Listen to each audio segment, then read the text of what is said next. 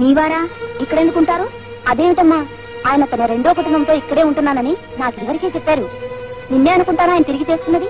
అన్నట్టు నీ పేరు లక్ష్మి కదూ? ఏముండు అవుతుంది. ఏమిటమ్మా మాటలు? నేనుండగా ఆయన నిన్ను చేసుకున్నారని తెలిసిన భూదేవంత సహనంతో ఓచుకున్నాను. వారం రోజులుగా ఆయన రాకపోవడంతో పిల్లలు బెంగ పెట్టుకుంటే తీసుకొచ్చాను. అంత మాత్రాన ఇంతలేసి మాటలు అంటావా?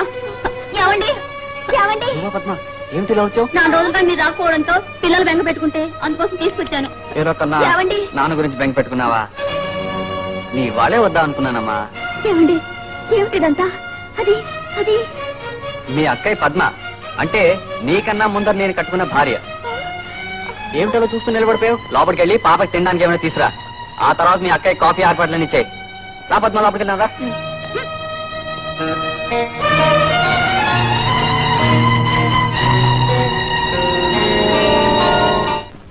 ప్రేమించేసుకుని పెళ్ళైతే ఒకరి గురించి ఒకరికి ముందే తెలుసుండేది.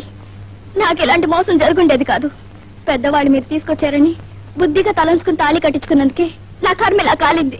ఊరుకోమ్మా, అయినా అతనికి అదేం పోయే కాలం అండి. పెళ్లికి ముందే ఇంత గ్రంథం ఉన్నవాడు ఏమీ ఎరగని అమాయకుల్లాగా తయారై అమ్మాయి బ్రతుకు అన్యాయం చేయాలా? అమ్మాయి అల్లరిది పెంకిది కావచ్చు, అంత మాత్రం నువ్వు మరో దాంతో సంబంధం పెట్టుకుని దాని కారణంగా దీనికి అన్యాయం చేయడం చాలా తప్పయ్యా. ఏమయ్యా రాము, నేను దగ్గరుండి కుదిరి చేసిన సంబంధం కదా. నువ్వు బుద్ధిమంతుడు అని మంచివాడు అని నేను హరికథలు చెప్పి చెప్పి చేశాను ఈ పెళ్లి. ఇప్పుడు నువ్వు ఈ చిన్నెల్లో కాక మరో పెద్దిల్లుందని ఆ అమ్మాయి పోతూ గంగపాలు చేస్తే ఆ పాప నాకు చుట్టుకుంటుందయా?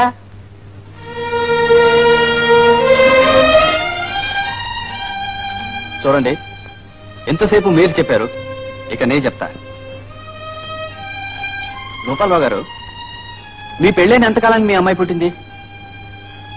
6-7 ఏళ్ల తర్వాత అనుకుంటాను. పెళ్ళైన 2 ఏళ్లకే పిల్లలు పుట్టలేదని మీ ఆవిడ మిమ్మల్ని ముగ్గుడి కాదు మగాడి కాదు నానా మాటలు అంటే మీరేం చేసేవారు? దాని పళ్ళు రాలగొట్టి నా మగతనం చూపించేవాడు. అసలేం నీ ఉద్దేశం?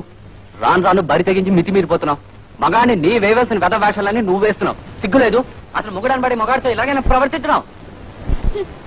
మొగుడు మగాడు అదే నిజమైతే ఈ పాటికి మనకు పిల్లలే పుట్టేవారు. కానీ నేను ఆ పని చేయలేదండి. నా మగతనం గురించి మీ అమ్మాయి నోటుకొచ్చిన అండంతో బుద్ధి చెప్పాలని ఈ విధంగా నాటకం ఆడాను. ఏంటి జరిగిందంత నాటకమా? అవునండి, ఆయన చెప్పింది నిజమే. లక్ష్మి గారికి బుద్ధి రావాలని ఆయనే నాతో నాటకం ఆడని చెప్పి పాపం డబ్బులు కూడా ఇచ్చారు.